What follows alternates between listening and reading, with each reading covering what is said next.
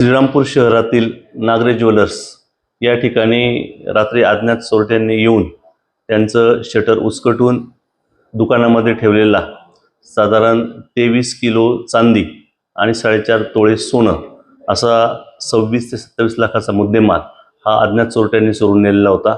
त्याप्रमाणे श्रीरामपूर शहर पोलीस स्टेशनला गुन्हा दाखल करण्यात आलेला होता। जिल्ह्याचे पोलीस अधीक्षक श्री सोमनाथ घारगे सर यांनी स्थानिक गुन्हे शाखेला तपासाच्या सूचना दिल्या होत्या।